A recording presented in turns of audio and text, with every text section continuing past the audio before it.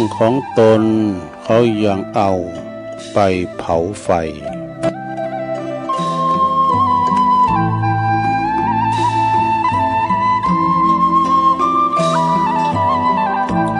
ตื่นเจ้าขึ้นมา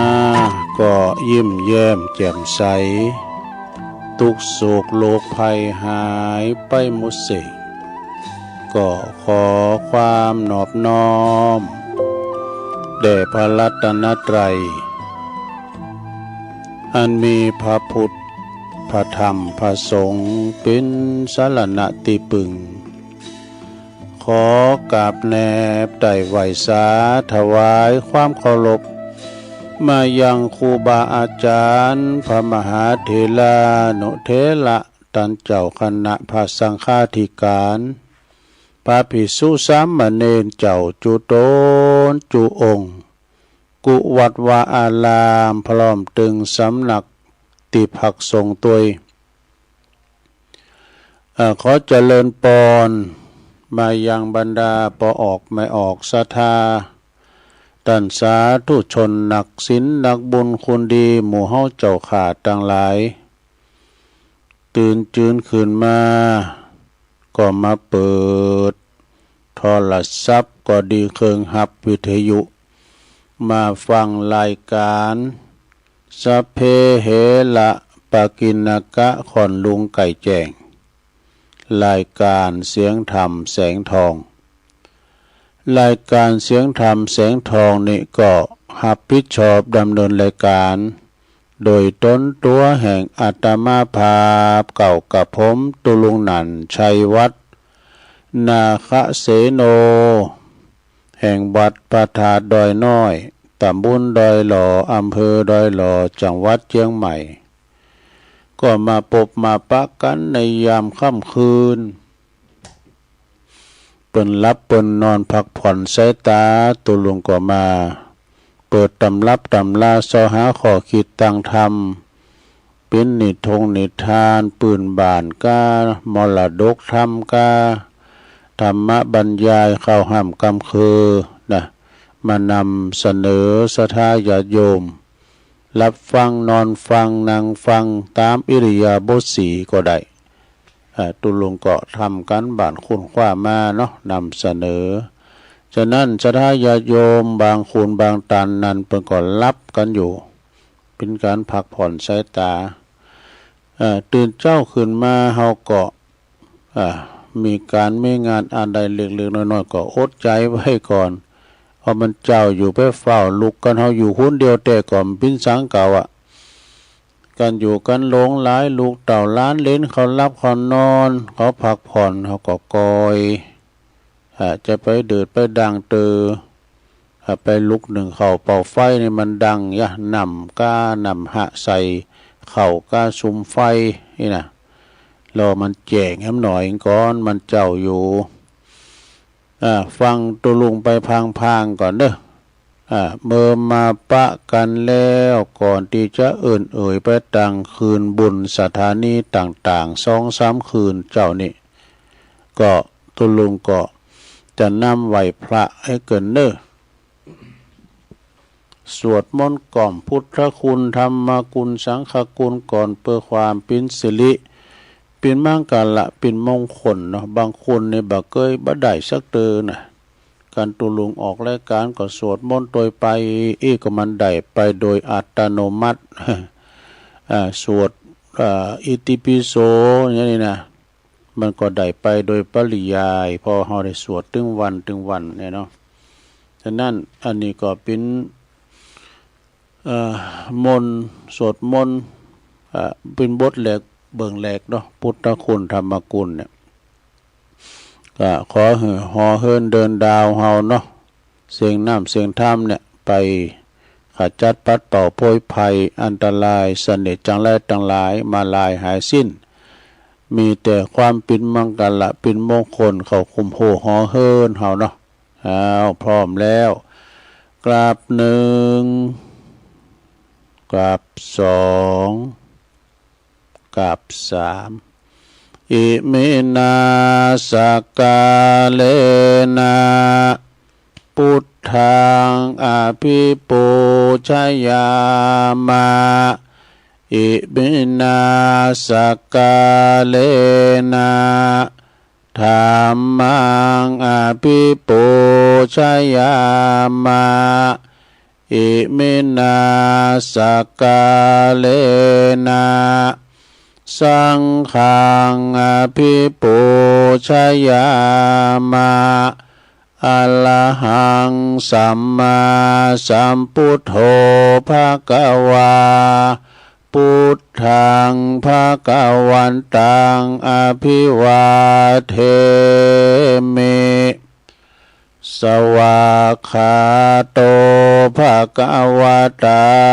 ธัมโมธัมมังนะมัสสามิสุปฏิปันโนภะคะวะโตสาวกสังโฆสังฆังนะมามินะโมตัสสะภะคะวะโตอะระหะโตสัมมาสัมพุทธัสสะนะโมตัสสะภะคะวะโตอะระหะโตสัมมาสัมพุทธัสสะนะโมตัสสะภะคะวะโตอะระหะโตสัมมาสัมพุทธัสสะอิติปิโสภะคะวะอะระหังสัมมาสัมพุทโธวิจาจารณะสัมปันโนสุขโตโลกวิโตอนุตตโลปุริสธัมมัสสารทิสัทธาเทวมนุสสานังพุทโธภะคะวะติสวากขาโตภะคะวะตาธัมโมสันติทิโกอากาลิโกเอหิปัสสิโกโอปันนยิโกปัจจตังเวทิตาโปวินโยเหติสุปฏิปันโนภะคะวะโตสาวกสังโฆอุจจุปฏิปันโนภะคะวะโตสาวกสังโฆญายะปฏิปันโนภะคะวะโตสาวกสังโฆสามิจิปฏิปันโนภะคะวะโตสาวกสังโฆญาติตังจัตตาลิปุริสยุคาเนอัตถปุริสปุคลาเอสะภะคะวะโตสาวกสังโฆอะหุนายโยปะหุนายโยตาคินายโยอัญจลิกาลานิโยอนุตตลังปุญญาเขตังโลกัสสาติจายันโตโพธิยามุเลสกายานังนันทิวัตโนเอวังตวังวิจัยโยโหหิจัยยสุจัยยมังคะเลอปัลลาจิตตาปัลลังเกสิเสปทาวิปุคะเลอภิเสเกสปะพุทธานังอากาปโตปโมทาติสุนักตังสุมังกาลังสุปาภาตังสุโหติตังสุขาโนสุโมโหโตจะสุยิทังพระมาจาลิสุปทักขินังกายกัมมังวาจากัมมังปทักขินังปทักขินังมโนกัมมังปณิทิเตปทักขินาปทักขินานิกาตวานะละพันตเถปทักขิเน สัพพิติโยวิวัจจันตุสัพพะโลกวินาศตุมาเตภวัตวันตะลายโยสุขิติขายุโกภวะอภิวาทนาสิลิสันนิจังวุตตาปัจจายโนจัตตาโลธรรมาวทันติอายุวันโนสุขังปะลังเอาแล้วน้อสัทธาญาติโยมต่างหลายตุลุงก็ปิ้นเก้าปิ้นโหนำสวดมนต์ไปปิ้นตีเรียบร้อยก็ขอคุณพระติตะไลรัตนะผ่านแผ่วพระแก้วเจ้าตั้งสามประการเนาะจุงได้ดลบันดาลมาปกป้องคุ้มครองรักษาวัดวาอารามพวงแก้วตั้งสามมาปกป้องรักษาดูแลตั้งครูบาอาจารย์พระสงฆ์องค์สามเณรเจ้าเปิ้นอยู่กับวัดกับว่าสืบทอดพระศาสนามาสร้างบารมีบางวัดบางวาศรัทธาปิ่น100-200ลูกหลานเฮาบ่ได้อยู่ในวัดสักคนบ่ได้มาโบสถ์สู่ลมผากาสาวาพัดที่เฮาไหว้เฮาสาถึงมื้อถึงวันในภัยที่ไหนตุเจ้าปนอยู่ที่อื่นปุ้นเปิ้นมาสร้างบารมีปิ่นตุลงสมปานเจ้าวัดเฮาเนาะมากึดสร้างห่างแป้งจนประวัติว่าอารามการกรุงลุงเริงสดาอันนี้เขาก็ไปไหวเนาะสตาเพิ่งแม่นว่าเพิ่นจะอยู่ที่ไหนก็ตามเป็นตัวเจ้าเมืองตัวเจ้าไทยตัวเจ้ายองเขาก็ไปอุดหนุนจุนเจือเรียกว่าเป็นกองหนุนนะเป็นกองหนุนกับวัดกับว่าตุเจ้าพระเนนนี่ก็ฝากต้องฝากไข่ฝากต้องฝากปากต้องนี่นะกับปอออกศรัทธากันเปิ้นไปสร้างข้าวจ้างหารไปบิณฑบาตกันเปิ้นใส่ก็ได้ชั้นกับเปิ้นได้ใส่เบ็ดตาลหยังก็ได้ชั้นกันเนาะเฟื่อเผื่อแผ่กันเนาะถึงสองกับเบิ่งเฟืองฝ่ายนะมีความอุปถัมภ์อุปถัมภ์กันไปศาสนาของเฮานี่ก็จะการกรุงลุงเริงกันต่อไปพอหลงแม่หลงก็เหมือนกันเด้อขอให้มีสุขภาพพลานามัยสมบูรณ์แข็งแรงเนาะอยู่ปิ้นลมโพลมใสของลูกของหลานกันต่อไปตุลุงก็ขอปิ้นกำลังอกกำลังใจอีปออีแม่ที่เปิ้นเดินเหินไปไหนตั้งใดบ่ได้ก็ขอเอาวิทยุเนี่ยเด้อเป็นกูเป็นกีมฟังกันไปลุงเอ้ยปอบ้านแม่บ้านจะขับรถขับลาออกคุ้มออกโฮกก็มีสติก่อนสตาร์ทรถมันหนักบรรลายไปดีมาดีทั้งขาไปทั้งขากลับเนอะละตอนนี้ไปก็จะไปตั้งคืนบุญสถานีวิทยุในเครือข่ายนะที่เปิดหับสัญญาณรายการถ้ามาส่งเวลาตั้งแต่ตี 3 ถึง 5 โมงดังต่อไปนี่เนอะขอขอบคุณสถานีวิทยุคลื่นพระพุทธศาสนาการศึกษาและวัฒนธรรมของวัดไฟหินเนอตำบลสุเตปอำเภอเมืองเชียงใหม่ FM 104.50 เมกะเฮิรตซ์โดยเมตตาบารมีธรรมจำพระครูสมุวิสุวัฒน์วรกิจโจ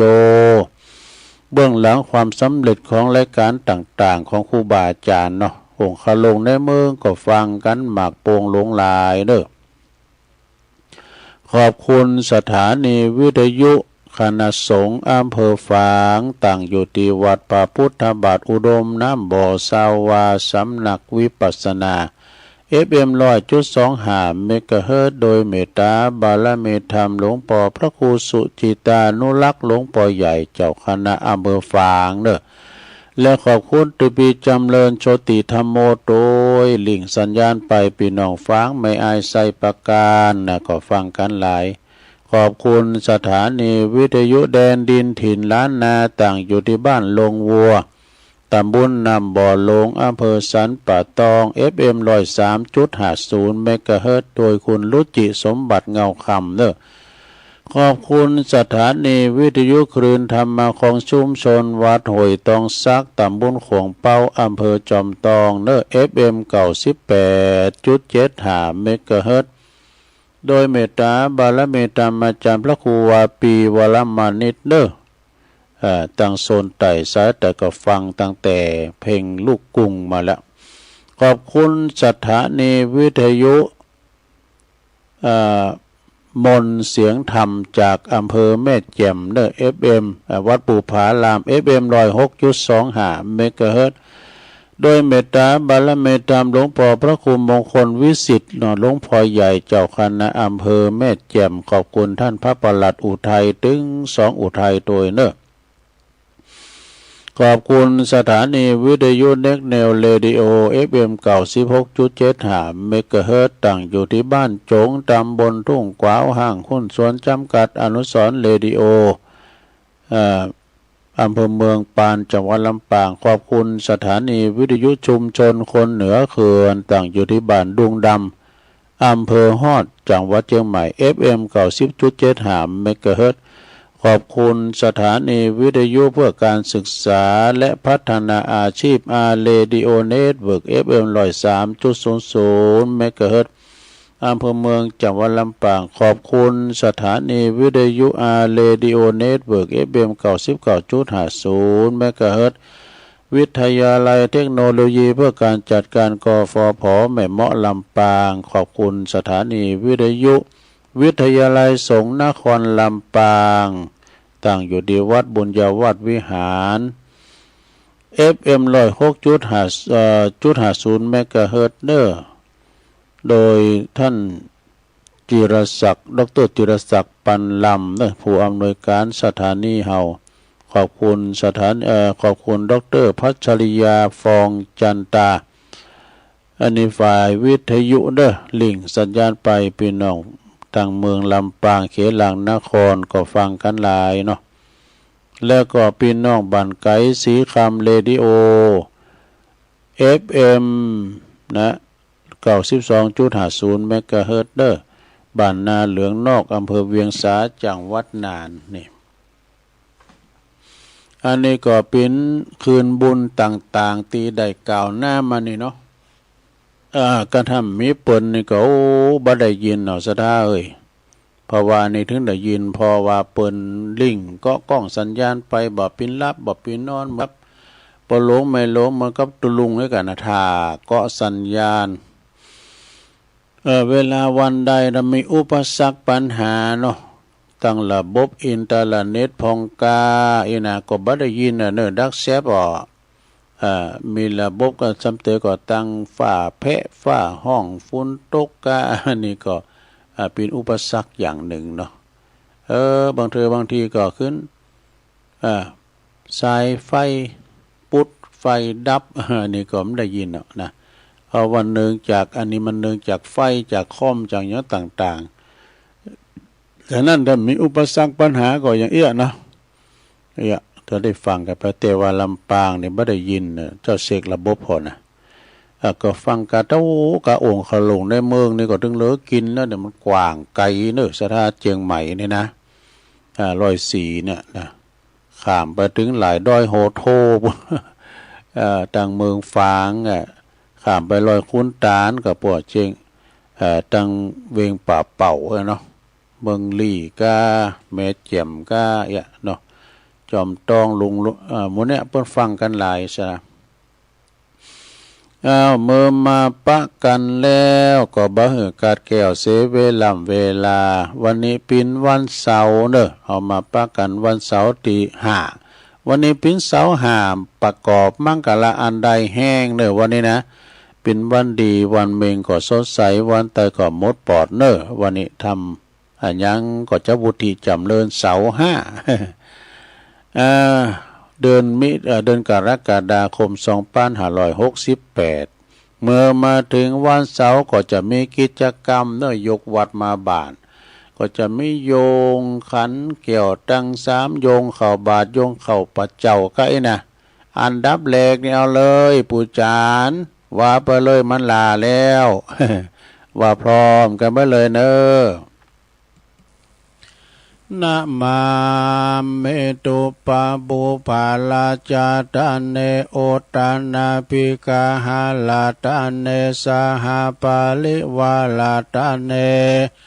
วัลลตะคินะเยกายะตัวเลวะจิตัวเลมโนตัวเลสันจิจาปมาเตนาวาอสันจิจาปมาเตนาวากายกรรมเมนาวาวาจิกรรมเมนาวามโนกรรมเมนาวาอาติตาโตสังปัจจุปันนโตสังสัพพังโตสังฆมันตุโนตุติยัมปิตติยัมปินัมมาเมตุปะบุภาลาจัตตาเนโอตานาภิกาหาลาตาเนสหปาลิวาลาตาเนวัลตะคินาเยกายะตัวเลวะจิตัวเลมโนตัวเลสันจิจาปมาเตนาวาอาสันติจาปัมมาเตนาวากายกรรมเมนาวาวาจิกรรมเมนาวามโนกรรมเมนาวาอาติตาโตสังปัจจุปันนโตสังสัพพังโตสังฆามันตุโนเอาแล้วไปอย่างในแล้วลงเอ้ยต่อไปก็โยงเข้าพระเจ้าเด้อ อิมังโอตานาปินดาตานังติลัตตานานังสักกจังเตมาปูเจมาตุติยัมปิอิมังโอตานาปินดาตานังติลัตตานานังสักกจังเตมาปูเจมาตติยัมปิอิมังโอตานาปินดาตานังติลัตตานานังสักกจังเตมาปูเจมาติคาลตังหิตายาสุขายายาวานิปานายาสังวตานตุโนเอาแล้วไปเต็มอย่างหนึ่งแล้วต่อไปโยงเข้าบาทเด้อปิ้นเข่ากองปิ้นกะติก็ไขฟ้าให้หน่อยหนึ่งเจาะใส่เก่าใส่โหอายออกจุงจะไปอันไขมึนเนอะมันจะยินไปว่าพร้อมกันไปเลยสา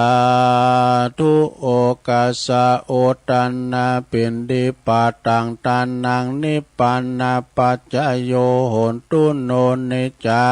ง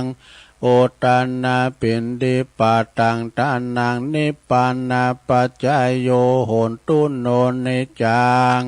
โอตันนาปินดิปาตังตันนังนิปานาปัจจโยโหนตุโนนิจังเอาแล้วจบในการโยงขันอย่างต่างๆโยงเข่านะตอนนี้ไปเขาก็จะไปต่างแถวเนอะต่างโฮงลงคูบาปุนมาเนาะปอจายอยู่แถวหน้าเทวบุตรแม่ยิงเทวดาอยู่แถวหลังเนอะก็แต่ว่าใส่บาตรตักบาตรก็ถอดแคบถอดรองเท้าให้เนี่ยเปิดปิ้นการเข้าหลบต่อครูบาอาจารย์กอยเยาะกอยหย่องจะไปเสมือเลนถูกบาทเด้อเอาไข่โยมซอหานเด้อกะละมังทางเป้มเกี่ยวม้ามจูเขาไม่ไหน กะละมังทางเป้เข่ารุ่นบาทจะว่าจะปิ้นเข่าสอบก็ดีเนาะกะเดียวก็ตุลุงทาเขาเดินแล้วเนอก่อนที่จะใส่เข้าบาทก็เจาะใส่เก่าใส่โหให้หน่อยลำเปิงว่าข้าวของข้าพระเจ้าขาวดังดอกบัวยกขึ้นเหนือหัวถวายแด่พระสงฆ์จิตใจจำนงตรงต่อพระนิพพานขอให้ถึงเมืองแก้วขอให้แคล้วบ่วงมารขอให้ทันพระศาสนาของพระศรีอานในอนาคตการโน้นเทินสาธุเอาละเนอตอนนี้ครูบาอาจารย์เปิ้นเดินรับเมตตาบิณฑบาตเนอขโยมประกบเลยเข้ารุ่นบาท สุขโหโหมะไปใจเนอลงเนอสุขโหโหมะสุขโหโหมะตั้งอกตั้งใจก่อยเยาะก่อยหยองนะหลังจากใส่เข้าบาตรไปแล้วเรียบร้อยครูบาอาจารย์ก็จะได้มานั่งอยู่บนอาสงนะการเดียวสถาก็มานั่งตีไผ่ตีมันเนื้อล่างมือตีกอกน้ำหันนะเข่าติดมือ ริมกินก็ได้เข่าปิ้นเจ้าเนื้อ หลังจากนั้นครูบาอาจารย์เปิ้นได้มานางแล้วต่อไปจะได้จุดธูปจุดเทียนปูชาไฟไหวพระเนอวันนี้ได้รับเกียรติหลายท่านหลายคณะเนาะที่ได้มารวมตามบุญตักบาตรในวันนี้แขกผู้มีเกียรติทั้งหลายนะ วันนี้จะได้เจิญปอกำนันเฮาเนาะตำบุญเฮาเนี่ยเปิ้นได้มาปิ้นประทานในการจุดเทียนทูบเทียนปูชาพระรัตนตรัยนะขอเจิญปอกำนันเนอศรัทธาญาติโยมทั้งหลายต่างอยู่ในอาการอันสงบเนอปอลามจุดเทียนสนุนตั้งมั่นไว้ยกมือไหวเนอตอนนี้ปอกำนันกำลังปิ้นประทานในการจุดเทียนทูปปูชาพระรัตนตรัยนะหลังจากนั้นแล้ว ต่างงานปอผู้ช่วยเกณฑ์ขันศีลกรรมนะอาจจะได้หับศีลกันในเวลาต่อไปเนอ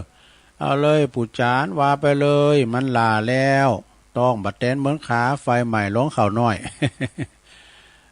ต่อไปหมู่เฮาอารัธนาศีลหับศีลพร้อมกันเนอมายังพันเตติสาลเนนะสหปัญจศีลานิยาจามะตุติยัมปิมายังพันเตติสาลเนนะสหปัญจศีลานิยาจามะตติยัมปิมายังพันเตติสาลเนนะสหปัญจศีลานิยาจามะนะโมตัสสะภะคะวะโตอะระหะโตสัมมาสัมพุทธัสสะนะโมตัสสะภะคะวะโตอะระหะโตสัมมาสัมพุทธัสสะนะโมตัสสะภะคะวะโตอะระหะโตสัมมาสัมพุทธัสสะพุทธังสรณังคัจฉามิธัมมังสรณังคัจฉามิสังฆังสรณังคัจฉามิตุติยัมปิพุทธังสรณังคัจฉามิตุติยัมปิธัมมังสรณังคัจฉามิตุติยัมปิสังฆังสรณังคัจฉามิตติยัมปิพุทธังสรณังคัจฉามิตติยัมปิธัมมังสรณังคัจฉามิตติยัมปิสังฆังสรณังคัจฉามิติสรณะขะมนังนิธิตังปานาติปาตาเวละมณีสิกขาปะทังสมาธิยามิอาทินนาตานาเวละมณีสิกขาปะทังสมาธิยามิกามเมสุมิจฉาจาลาเวละมณีสิกขาปะทังสมาธิยามิมุสาวาทาเวละมณีสิกขาปะทังสมาธิยามิสุราเมรยะมัชฌะปมาทฐานาเวละมณีสิกขาปะทังสมาธิยามิอิมานิปัญจสิกขาปทานิสีเลนะสุขติงยันติสีเลนะโภคสัมปตาสีเลนะนิพุติงยันติตัสสมาสีลังวิโสทะเยสาธุสาธุสาธุ หับศีลไปเรียบร้อยเนาะลงเนาะรักษาไว้ดีๆเนอะไปเสียมันหายนะรักษาไว้ศีลปิ่นอาภรณ์อันงดงามแต่คุณเฮาตารักษาศีลกันโมกูคนในประเทศไทยเปิ้นว่ามันต้องมีตำรวจทหารก็ได้ว่าคุณเขาจะอยู่อย่างศีลอย่างธรรมเนาะ7 วันเนี่ยก็มาปันให้เตือนลงเนอะมันหายไปขอ2 ขอก่อนพี่ยังนะวันเสาร์หน้าก็มาหาแถม ตอนนี้ไปตุลุงจะได้สวดพญานกยุงทองกันเนอะเปิ้นจะไปออกลาหากินในเถิดในป่าเปิ้นจะสวดบทเนี่ยนะเขี้ยวขาดปลอดภัยจากบ่วงของนายพรานเนอะศรัทธาตุลุงจะว่าคนเดียวนะหลวงเขาว่ามันเต้นก็ไม่ต้องว่าเนอะอุเต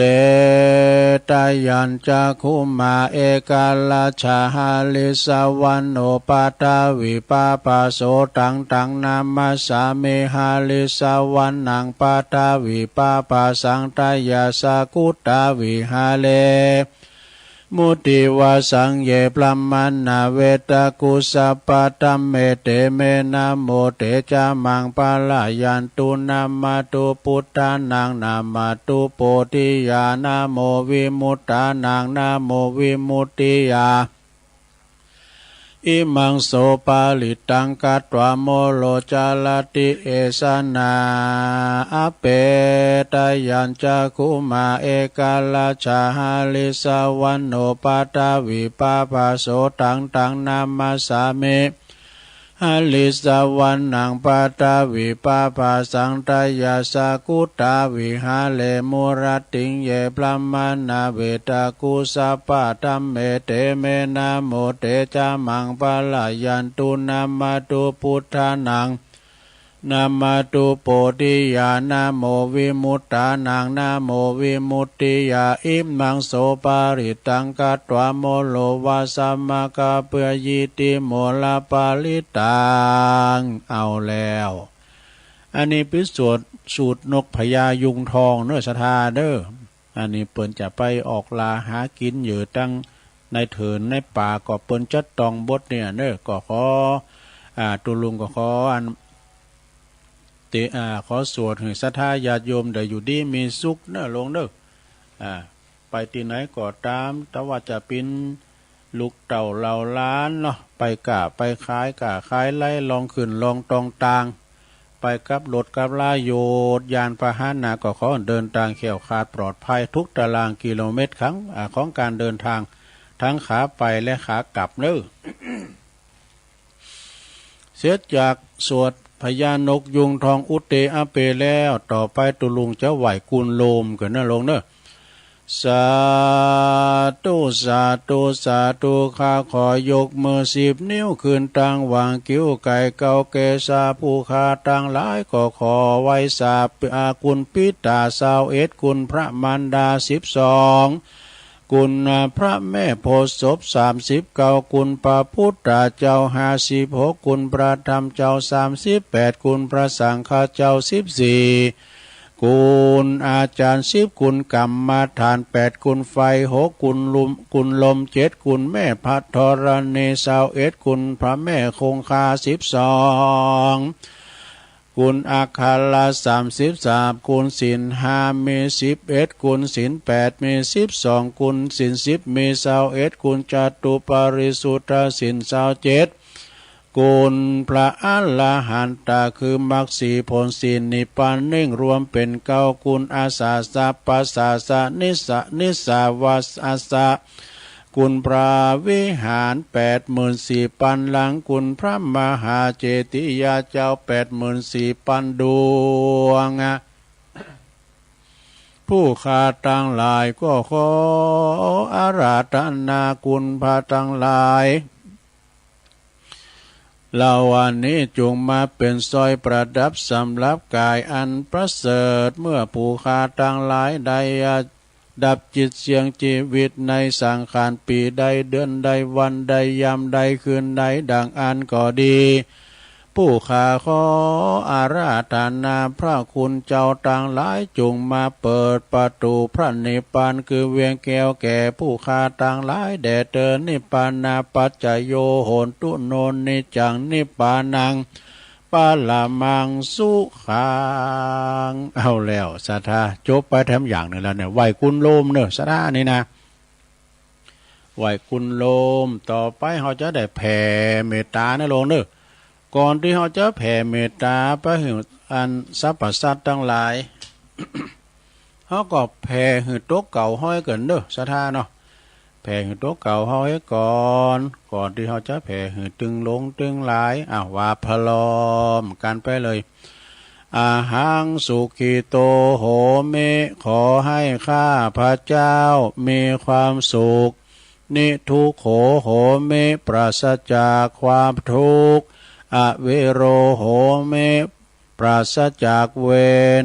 อภยาปาโชโหเมปราศจากอุปสรรคอันตรายทั้งปวงอนิโคโหเมปราศจากความทุกข์กายทุกข์ใจ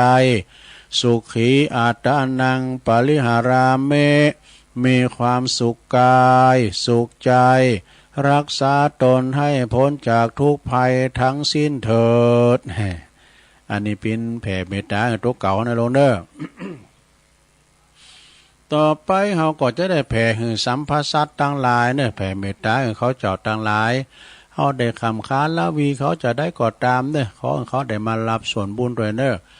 สัพเพสัตตาสัตว์ทั้งหลายที่เป็นเพื่อนทุกข์เกิดแก่เจ็บตายด้วยกันทั้งหมดทั้งสิ้นอเวราโหนตุจงเป็นสุขเถิดอย่าได้มีเวรแก่กันและกันเลยอัพพยาปาชาโหนตุจงเป็นสุขเถิดอย่าได้เบียดเบียนซึ่งกันและกันเลยอานิคาโหนตุจงเป็นสุขเถิดอย่าได้มีความทุกข์กายทุกข์ใจเลยสุขีอัตตานังปาลิหารันตุจงมีความสุขกายสุขใจรักษาตนให้พ้นจากทุกภัยทั้งสิ้นเถิดเอาแล้วแผ่เมตตาแบบแบบนั้นไปแล้วต่อไปมีกรรมไทยนั่นหรอลงจะแผ่เป็นกรรมไทยเนอะจะอธิษฐานกรรมแผ่เมตตานะข้าพระเจ้าขอตั้งจิตอุทิศผลบุญกุศลนี้ไปให้ไพศาลถึงบิดามารดาครูอาจารย์ทั้งลูกหลานญาติมิตรสนิทกันคนเคยรักเคยชังแต่ครั้งไหนขอให้ได้ในกุศลผลของฉันทั้งเจ้ากรรมนายเวรเทพเทวันขอให้ท่านได้กุศลผลนี้เถิดสัพพสัตว์ทุกท่วนหน้าเทพารักษ์จงประจักษ์ในกุศลผลนี้นะขอให้ท่านประสบสุขทุกเวลาสมดังข้าอุทิศให้ด้วยใจเอาแล้ว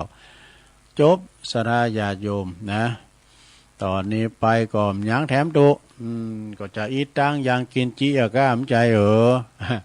เดี๋ยวจะเตะทำศาลากะลีอยู่นะเดี๋ยวก็เตะทำกัน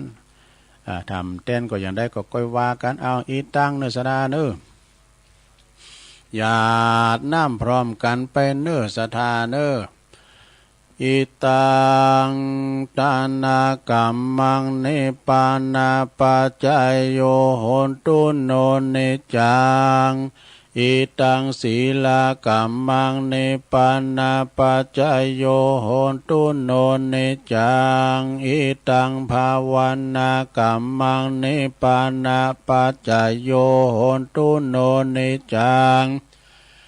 ยังกินจิกุสาลังกาตาปังกัมมังสเปเหกาเตเหกาตังปุญญังโนอนุโมตันตุสุนันตุโพนโตเยเตวะอัสสามิงฐาเน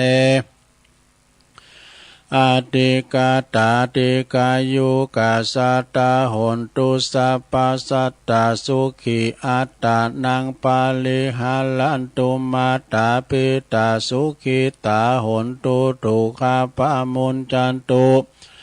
สัพเพยติกาสุขิตาหนตุตุกาปะมุนจันตุสัพเพอัญญาติกาสุขิตาหนตุตุกาปะมุนจันตุสัพเพปิสา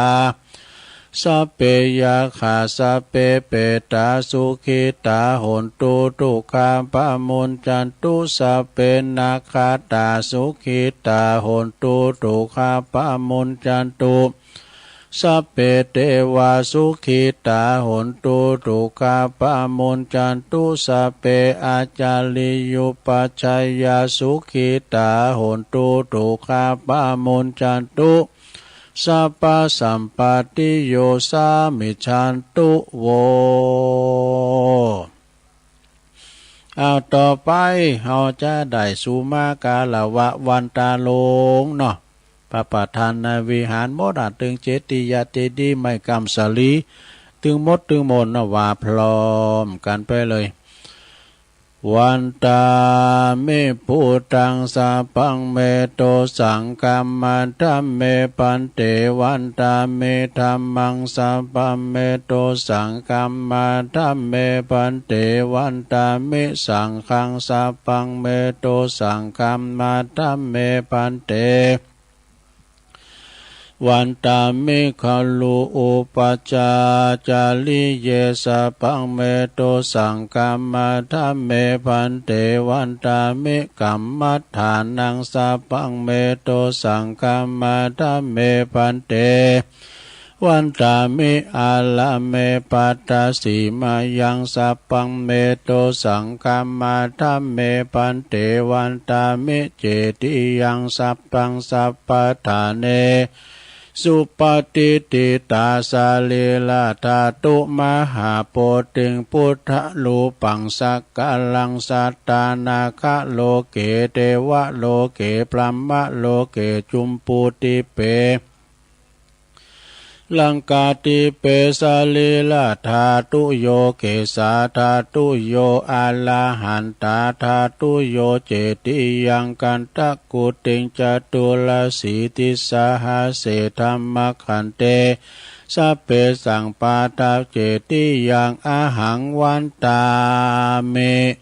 สาปะโส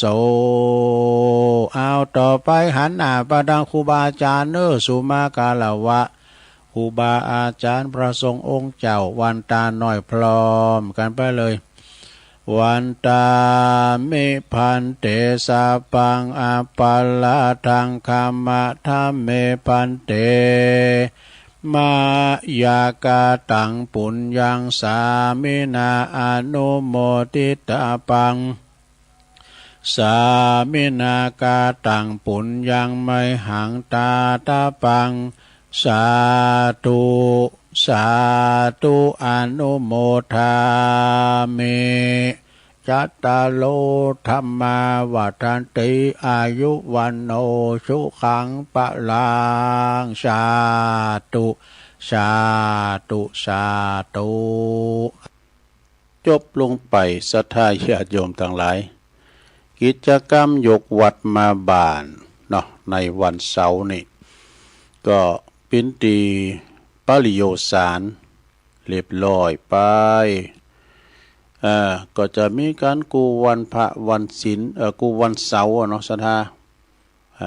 ก็จะมีกิจกรรมยกวัดมาบ้านเก่าพองใหม่พองพิษพองถูกพองก็ว่ากันสุมาอภัยเพราะว่ามันมีลายในมีหลายตีหลายฉบับอันนั้นก็วันนี้ก็เป็นการที่ว่าจำลองยกวัดมาบ้านก็ตั้งอันนี้เป็นเรียกว่าสร้างจินตนาการนะเนาะเอาใจคุณเฮาเนาะคุณเฮาเจอเปิ้นได้ไปวัดไปว่าก็โทนกรรมไปกันเนาะแต่กรรมเปิ้นอารัธนาอันนั้นอันนี้ก็จะได้จือจำไว้เอาไว้จือจำไว้ศรัทธาญาติโยมเป็นกิจกรรม คือว่าเราจะมีการไม่งานอันยังตั้งใดก็ตามงานมงคลงานอาวะมงคลก่อนอื่นเพื่อก็จะมีจิทูปจิตเต้นไหวพระหับศีลเนี่ยกะแล้วก็จะมีพระธรรมเทศนากาอีกะนะสวดโยโกห้องจำเริญพระพุทธมนต์อย่างมันก็มีสูตรหลายอย่างนะเวลาเราไปงานมงคลเนี่ยก็จะมีการเจริญพระพุทธมนต์สื่อโพราจาตาเปิดเป็นความสุขความกำลังใจให้กับเจ้าภาพเนาะเจ้าหอเจ้าเฮิรนเจ้าภาพเก่ากินแขกแต่งงานก่อตามไปก็จะมีการเจริญพระพุทธมนต์การกรุงลุงเลิงเนี่ยกะ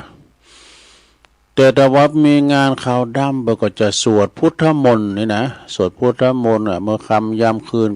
ก็จะนิมนต์พระสงฆ์องค์เนรมา4 ตุน5 ตุนตึงตุนเตศนี่นะสวดอภิธรรมแล้วก็เตศนำเตศธรรมไปเหมือนกันศรัทธาเนาะมันจะพิษแผกแตกต่างกันไปสวดมาติกาพิจารณาผ่าบางสุกุลกาส่งศพไปสุสานปัจจากาอันนี้ก็เป็นงานอาวมงคลเกิดแก่เจ็บตายเป็นธรรมดาเนาะเกิดแก่เจ็บตายเป็นธรรมดาตุลุงก็จะได้ฟังข่าวมรณกรรมไว้หน่อยเนาะศรัทธาเนาะอยู่ดีมีสุขเด้อก็โดยว่าปอป๋าเนี่ยนะปอป๋าเนี่ยเป็นคุณหอยทางสันไขยอมเนี่ยนะเปิ้นขับรถส่งนักเลงถึงวันเนาะแล้วก็เปิ้นก็อาสาขับรถถึงอาจารย์พระครูอภิวัฒนวิกรมตัวเปิ้นก็มาฮับตัวลุงส่งตัวลุงเวลาจะไปหันตันที่นี่เมื่อดอยนางแก้วอะเนาะจนเตยก็เปิ้นก็ขับมาส่งไปตัวอาจารย์พระครูเปิ้นได้เสียแก่ชีวิตไปแล้วเนาะศรัทธาเนี่ยอนิจจังแต่วันนั้นก็ยังขับรถไปส่งไปหล่อเต้นที่วัดแม่ห้องใครพุ่นน่ะดูปีกมาส่งแม่เดินเพ่นแม่จันเขาเองแม่เทียมวันแล้วมาส่งตุลุงเจก็มาตัวตุลุงก็ยังมีน้ำใจโจกสตางค์ปัน200เป็นน้ำใจขอบคุณนะเสเด้อเปิดห้องตุลุงว่าเสมาเปิดห้องตามอาจารย์พระครูเนาะอภิวัตรเปิดห้องเสแล้วก็ถึง5นะฮะกี่วันมาก็อาจารย์พระครูลุงป่าอยู่ห้องยาว่าน่ะเสเปิ้นปิ้นสังไปนอนห้องยาจนว่าเนี่ยเปิ้นเขียนมาน่ะเขียนลายมาลุงป่าเสียไปแล้วเนอะน่ะสะดุ้งศรัทธาญาติโยมนะเปิ้นได้เสียแก่ชีวิตเปิ้นจะเคินศพวันจันทร์กันเนาะวันจันทร์กับวันที่7กันน่ะศรัทธาจะได้ไปเรียกว่าไปรวมเจ้าภาพรวมนะเอาผาดไตรปัจจัยไปหอมลุงป๋าเด้อไปสู่สุขติโลกสวรรค์ลุงป๋านี่ก็จะฮู้จักกันแนะนำคุณขับรถนี่จะฮู้จักบ่ได้เด้อคุณขับรถไปฮู้จักก็มาโลมส่งสการต้านขาบลุงป๋าเด้อลุงป๋านี่อายุจะ60หน่อยๆเนี่ยนะแต่ภาษีโกกานาโมนะครับรถนิ่มเด้อรับได้นะเปลี่ยนเกกรรมสังการรับได้บัสตกใส่ยานแล้วลุงป๋าเนี่ยเปิ้นมีกรรมหยังเด้อมีกรรมฮ้อนกรรมหายไผว่าไผสร้างเปิ้นตึมขึ้นหยาน่ะอันนี้ก็เป็นความขันติของเปิ้นเนาะแสดงความอาลัยในการจากไปของลุงป๋าปอเปิ้นก็แม่เปิ้นยังมีอยู่นะเปิ้นยังไปจ่ายหาป้ออีกเปิ้นมีหยังก็อู่ตุลุงแล้วไปน้ำตาหุนตั้งอู่กันไปปีนกันเองแต่นะก็เดียวตอน2ก็เจ้าวาทำโดยเนาะทำอุทิศบุญกุศลไปให้เปิ้นแล้วเนาะตอนนี้ตัวลุงก็จะยอบย่างให้กรรมกันก็เดี๋ยวจะมาเข้าตอน2แถมกรรมเนาะนางมึนลำไปก็เจ็บหลังเจ็บแอวยกใหญ่ไข่ตีกรรม1ก่อนก็เดี๋ยวก็มาฟังกันตอน2ชั่วโมงที่2กันต่อไปเนาะเจริญพรกันเด้อ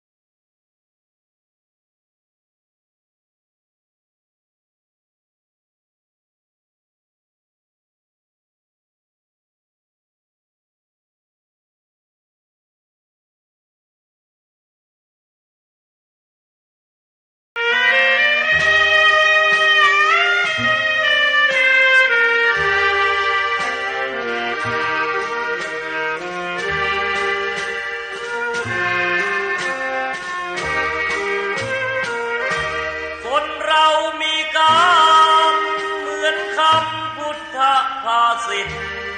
ว่าเกิดมาใช้นี้ชีวิตลิขิตไปตามบาปกรรมสร้างมาเกิดมาเป็นคนบ้างมีบ้างจนเป็นธรรมดาเหมือนเป็นสัญญาโลกเรานี้นาเปรียบโรงละครเกิดมาทุกคนไม่พ้นที่เชิงตะกอนเหลือตัวล่อนจอนที่หลับที่นอนเหมือนกันคือโลกคนเรามีกรรมต้องทำกุศลไว้บ้างเพื่อแบ่งเบาหนี้บาปตามล้างคิดสร้างแต่บุญเป็นทุนเชื่อมโยงอย่าหยิบอย่าช่วยหาทางร่ำรวยด้วยการกินโกงแม้นตายเข้าโลงบาปกรรมเพราะโกงติดตามเรื่อยไปถึงเป็นเศรษฐีมั่งมีเงินทองเพียงใด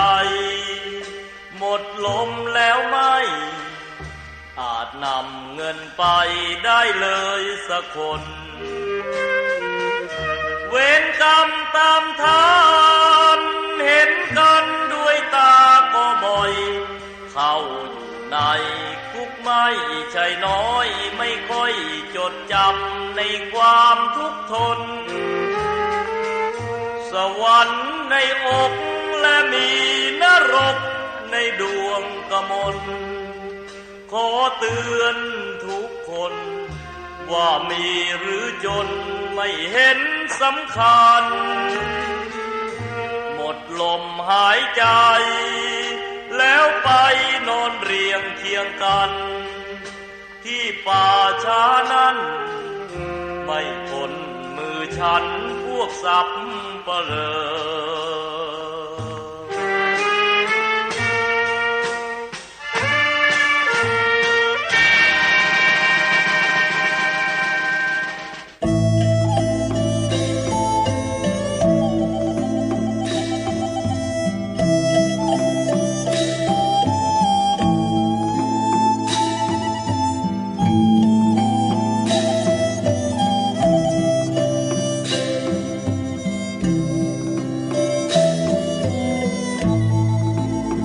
เอาแล้วศรัทธาญาติโยมทั้งหลายเนาะตุลุงก็พักเบรกพักครึ่งยกย้ายไข่ตีนางมืนลำไปก็เจ็บหลังเจ็บแอวเตียวไปเตียวมาอยู่เส้นอยู่สายทำธุระส่วนตัวเรียบร้อยก็มานั่งอู่กันต่อในชั่วโมงที่สองเนาะขณะนี้ท่านทั้งหลายก็กำลังฟังรายการสัพเพเหระปากิณกะขอนลุงใกล้แจ้งรายการเสียงธรรมแสงทองดำเนินรายการโดยตุลุงยองเนาะมานั่งอู่นางจาก็ปออกศรัทธากันเนาะในเวลาขณะนี้ก็ตี 4:07 นาทีแล้วพงก็ลุกกันมาแล้วก้าเนาะพงก็ยังลับไหลอยู่ในห้วงแห่งความอยู่ในตีนอนอยู่ก็บางคองก็ลุกมา7 หอ 7 เทินลุกหนึ่งเข้าเป่าไฟทำหุงหาอาหารสำหรับกับข้าวคุณตังเฮินนี่เพิ่นจะไปเหยียการทำงานก็เนาะลูกเต่าเราล้านจะไปหงหำหงเฮนก็ทำหน้าที่ไปศรัทธาญาติโยมวันนี้ก็จะได้เตดน้ำเตดธรรมมงคลแถมผูกหนึ่งเน้ออานิสงส์ของการทำบุญทานสังฆทานทานทำบุญวันเกิดทานทำบุญอุทิศนี่นะซึ่งเจ้าภาพก็ไม่มีนายอานนท์อภิวงศ์ฝางบนนะเนาะแม่อายชัยประการเนี่ยบนนะเป็นลูกของแม่สวรรค์เนาะอยู่ไส้ประการก็จะเตะเกมนำหยาดไว้เนาะ ศรัทธาญาติโยมเฮาก็มีธรรมเทศก็คือเป็นธรรมบรรยายมีหลายอย่างธรรมบรรยายก็ทำอานิสงส์ก็มรดกธรรมก็นี่ก็มันก็มีหลายอย่างฉะนั้นวันนี้ก็มาฟังเทศน์ฟังธรรมเนื่องในวันเสาร์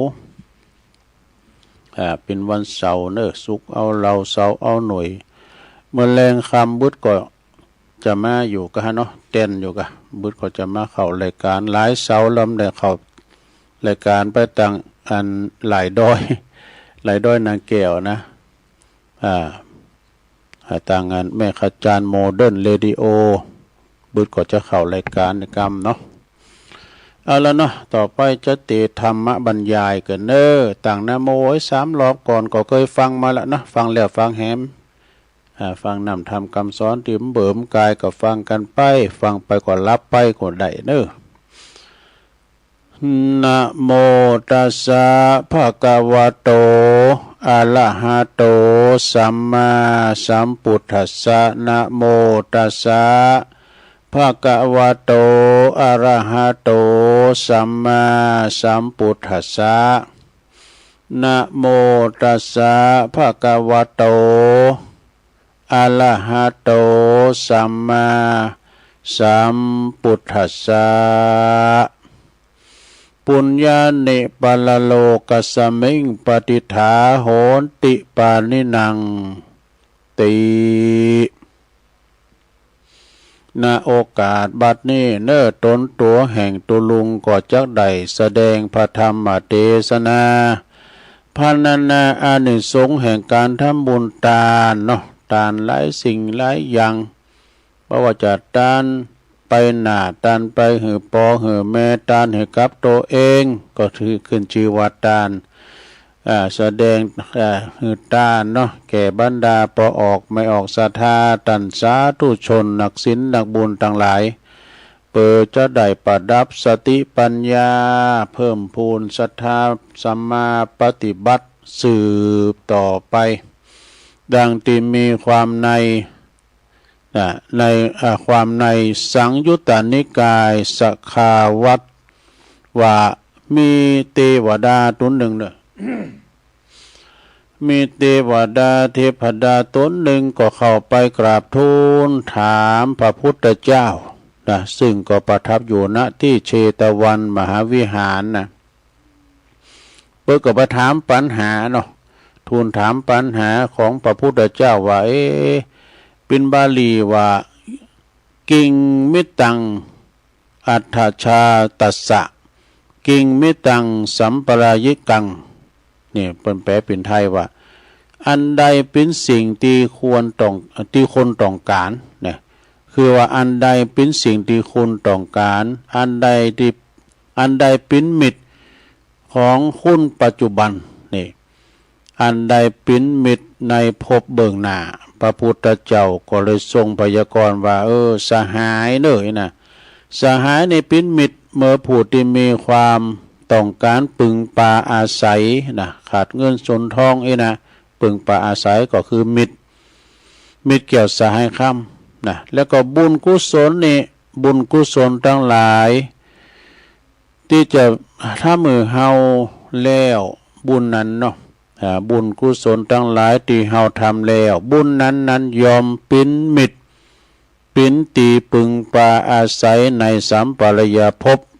วันทางหน้าบุญนะเปิ้นว่าคนเฮาทุกคนในโลกนี่นะเขาจะอยู่โดดเดียวได้คนเดียวก็ถึงบ่ได้ก็จะต้องปึงปาอาศัยซึ่งกันและกันมีกูมีกีมีครอบครัวมีวงศาคณาญาตินะมีมิตรมีโภคเปินป้องเปิ้นว่าเปิ้นโฮมการโฮมงานช่วยเหลือเกื้อกูลซึ่งกันและกันไปเฟื้อเผื่อแผ่ซึ่งกันและกันไปเพราะกิจการงานบางอย่างนี่ เฮาก็จะทำคนเดียวก็บ่ได้เนอะทำคนเดียวบ่ได้ก็ต้องอาศัยก็เขาคุณขายคู่ขายของก็อาศัยคุณซื้อเนี่ยกะคุณซื้อก็อาศัยคุณขาย แล้วก็คุณผลิตอาศัยโรงงานนะคุณผลิตเนี่ยนะต้องมีโรงงานโรงงานก็จะต้องอาศัยคุณงานเนี่ยมันจะปึงปาอาศัยกันป้าจึงจะสำเร็จนะงานบางสิ่งบางอย่างถ้าเฮาทำคุณเดียวนี่ใช้เวลาอยู่หลายมื้อหลายวันเนอะมันนี่มันนานแล้วลำเลยนะเหตุการณ์คนเดียวป้อมวอมป้อมวอมเนี่ยยิ่งหูจักไปตั้งหน้าเนี่ยแต่ถ้าเฮาช่วยกันหลายคนเนี่ยบ่ได้วันเดียวก็เสร็จแล้วดังกำพังเพยเจ้าบ้านเฮาเปิ้นกล่าวว่าเหตุการณ์คนเดียวมันอิดหิมตายถ้าเหตุการณ์คุณหลายนี่เหมือนเปิ้นลิ้นเหตุการณ์ไปอู่กันไปมันแล้วมันได้หมู่คิงเกี่ยวเข่าก็ตามเอาอย่าหน้าก็ตามนะหมดคุณเดียวนี่มันนานออกจากแจงขั้นหน้านี่ได้ก็อยู่ที่เก่าไว้นะก็มันหลายคุณนี่ก็เดียวก็แล้วหรือจะเล็กใดคำหนึ่งว่าความสามัคสามานสามัคคีนำมาซึ่งความสำเร็จอีกก็ได้นะก็ยิ่งจะชัดเจนยิ่งขึ้นไปแถมอันนี้เป็นยกตัวอย่างเปรียบเทียบนะการงานอาชีพที่เฮาต้องอุดหนุนกุนเกื้อกูลปึงปาอาศัยกันในยามมีชีวิตอยู่ในโลกปัจจุบันนี่เต่าอันที่จะโจยกันนะก็จะบ่สามารถติดตามไปสู่ปรโลกไปหน้าใดเมื่อเฮาแต่กายทำลายขันลงไปแล้วญาติมิตรปีน้องป่องไปมิตรแก้วสหายคำทรัพย์สินสมบัติพระสถานทุกสิ่งทุกอย่างเอาติดตามไปตัวตึงพระใดเนี่ยเอาตัวตึงใดนะจะได้ญาติโยมเขาของเงินทองเงินคำเพื่อว่าทรัพย์สินสลิงคานกดตกไว้อยู่ในโลกเขาเนี่ยนะสืบลูกสืบหลานไปเพียงแค่คือเฮามีความสุขสำราญบานใจในโลกนี้ชั่วข้างชั่วคราวต่ออันนะเงินคำกำแก้วเนี่ยเขาก็จะต้องปัดพากจากกันไปสิ่งที่จะปิ้นมิดปิ้นเปินไปกำจูอุดหนุนแก่ปิ้นแก่นปิ้นสารปิ้นผลดลบันดาลให้เฮาได้หำนั่นก็คือความสุขสำราญในปรโลกเบื้องหน้าแต่จริงนั่นก็คือบุญนี่ศรัทธาญาติโยมบุญนี่นะเป็นตีสิ่งที่ต้องการเฮามาหารกันเฮาอยู่กันตึงมื้อตึงวันเกิดมาเป็นมนุษย์เป็นคนก็เพราะบุญดอกกันบุญส่งอยู่บุญนำกำแต่งการทำได้ทำบุญไว้จัดแล้วปังหลังก็บ่ได้เกิดมาเป็นคุณเนาะเกิดมาเป็นสัตตาลิชานกาเป็นสัตว์สิ่งหิ่งห้อยกาอานิกรรมว่าบุญนี่นะซะนะบุญหรือว่าบุญนิธิบุญนี่แปลว่าความชำระจิตใจคือใสสะอาดบริสุทธิ์สว่างสงบลมเย็นสะดวกสบายทุกอย่างทุกด่านทุกกรณีนะถ้าเฮาทำอันยังก็ตามจะช่วยลดความโลภความโกรธความหลงความหันแก่โตความตนีถี่เหนียวขี้จิขี้ถีนะอารมณ์ความเศร้าหมองลุ่งใดนะแล้วก็ทำหัวจิตใจของเขาทำบุญแล้วอิ่มเอิบแช่มชื่นเบิกบานใจนะยิ่งขึ้นมาแล้วก็ประโยชน์ต่อคนอื่นโดยก็อย่างนี้เปิ้นเรียกว่าบุญเนอะศรัทธาเนี่ยคือบุญกรรมบุญจูเนาะเป็นบุญอย่างยิ่งเนอะหรือว่าบุญนิธิหรือว่าคุมบุญที่เฮาสร้างไว้ในโลกนี้น่าจะติดตามเฮาไปเหตุนั้นพระพุทธเจ้าจึงตรัสแก่เทพยดาว่าสยังกตานิปุญญานินะปุญญานิตังมิตตังสัมปรายกังแปลความว่าบุญตั้งหลายตีตนทำเองบุญนั้นจักไปปิ้นเปินในสัมปรายภพเบื้องหน้าบุญนะบุญปิ้นเคืองจำลาจิตในสันดานเฮาคือบริสุทธิ์ดีงามมีอาโลภะบ่โลภอาโทสะบ่โกรธอาโมหะบ่หลงนี่เป็นสมมุติฐานสิ่งรองรับบุญนั้นเกิดขึ้นจากไตรทวารคือคือทางกายทางวาจาและก็ทางใจเนอะ เมื่อว่าโดยประเภทละมี3อย่างคือทานามัยบุญสำเร็จโดยการบริจาคเทศทานไป2ศีลไมยบุญสำเร็จโดยการรักษาศีลแล้วก็3นะภาวนาไมยบุญสำเร็จโดยการเจริญเมตตาภาวนานี่บุญจะสำเร็จโดยการหือทานนั้นจะได้ก็คือการเสียสละกำจัดความโลภกำจัดความมัจฉริยะคือความตนีถี่เหนียวความหันแก่โตทานนั้นจะได้ผลอานิสงส์อย่างยิ่งใหญ่ไพศาลก็ต้องถึงพร้อมโดยสมบัติ3ประการเด้อสมพร้อมโดยสมบัติ3ประการคือ1เจตนาสมบัติถึงพร้อมโดยเจตนาก็ได้แก่ก่อนมีจิตใจผ่องใสกำลังหือทานก็มีจิตใจยินดีอ่อนน้อมอิ่มปิติเบิกบานขณะที่หือทานนั้นก็บ่ขาดแคลวบ่กินแหนงแข้งใจในวัตถุสมบัติที่เฮาจะทานนะพร้อมโดยวัตถุแล้วก็ของนั้นได้มาโดยความบริสุทธิ์สุจริตบ่ผิดศีลบ่ผิดธรรมเนาะปฏิฆาหกสมบัติเนาะปฏิฆาหกก็คือผู้รับตยทานครูบานี่ผู้เปิ้นเป็นผู้ที่รับส่วนบุญเช่นพระสงฆ์ผู้ที่ประพฤติดีปฏิบัติชอบที่เรียกว่าเนื้อนาบุญนี่เป็นเนื้อนาบุญนะอนุขอสงฆ์ขอปูจาผู้สมควรสงเคราะห์นะผู้สมควรสงเคราะห์ปูจาการถวายทานก็มีการแยกประเภททำแล้วการแยกประเภทอีกเช่น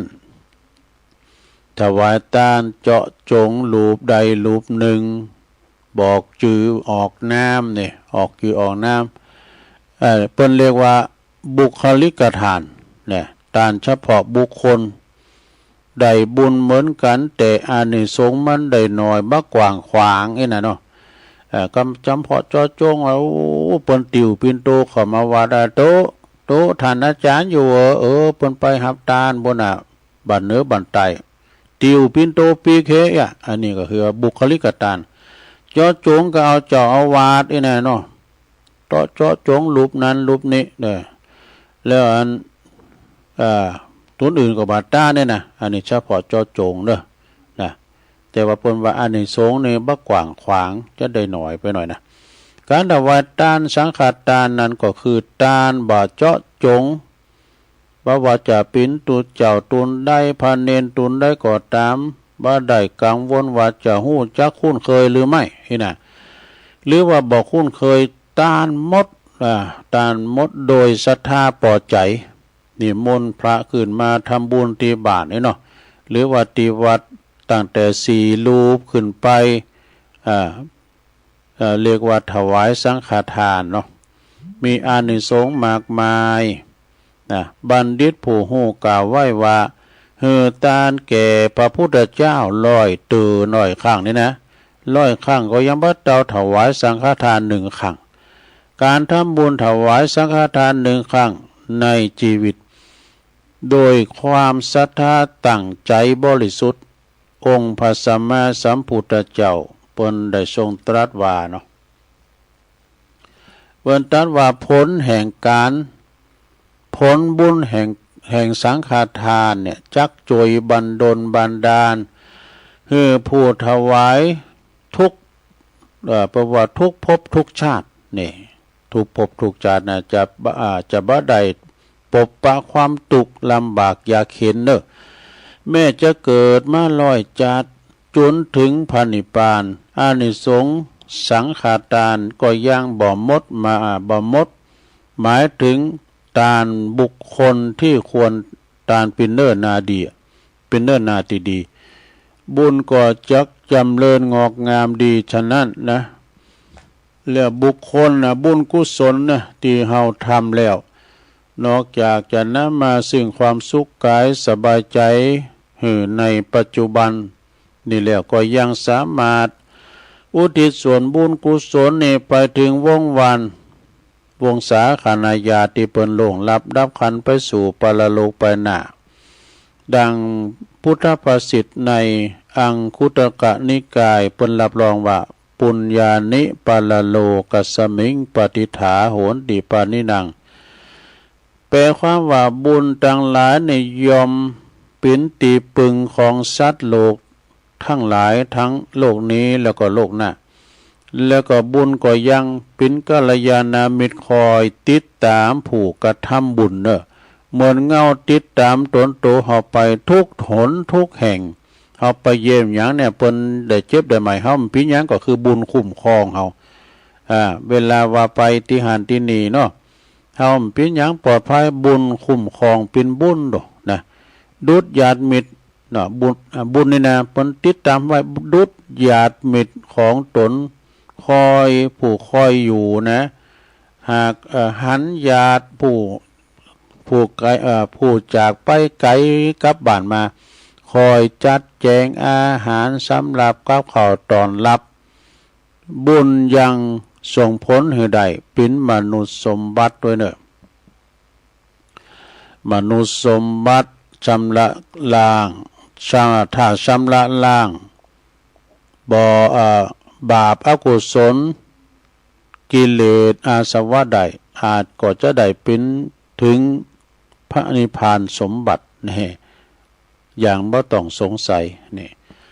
บรรดาพอออกไม่ออกศรัทธาท่านสาธุชนทั้งหลายได้มาโฮมการประกอบพิธีการทำบุญถวายสังฆทานในวันนี้เปิดอุทิศบุญกุศลเนาะเอาจัดทานกุศลไปหาไผก็ตามก็ขอเขาได้รับหูรับทราบมารับปินปัตตานุโมทนาใหม่ส่วนบุญกุศลที่พ่อแม่พี่น้องศรัทธานำบุญเฮาได้ทำบุญกันตานในวันนี้ขอให้ดวงวิญญาณญาติพี่น้องของเฮาทุกดวงวิญญาณปู่ย่าตาโทษไปสู่สัมปรายภพสุขติโลกสวรรค์ตามความปรารถนาของเจ้าภาพทุกประการทุกสิ่งทุกประการเนี่ยดังตีตุลุงได้บรรยายธรรมอานิสงส์ของถวายสังฆทานคาถามาก็หันว่าจะพอสมควรแก่กาลเวลาเนาะก็จะขอสมมุติยุติลงปรุงไหว้เปล่งเต้าอี้เอวังก็มีด้วยประกาศนีสาธุสาธุสาธุจบลงไปสดาปินทำกล่อมดูสดาทำใบยาวทำเป็นว่าฉบับถุงย่ามไม่ว่าฉบับถุงย่ามก็คือเอาใส่ในถุงยามไปนะกะใส่ในถุงยามไปเตดหันเตดนี่ก็ใส่ไปเนาะต่อไปเราเอาปอนทำให้เกิดเนื้อตึงลงตึงหลายในเกมตัวหยาดน้ำเน้อสัพพิติโยวิวาจันตุสัพพะโลโกวินาศตุมาเตภวัตวันตะลายโยสุขีติคายุโกภวะอาภิวาตานาสีลิสานิจังวุธาปัจจายโนจัตตาโลธรรมาวัฏันติ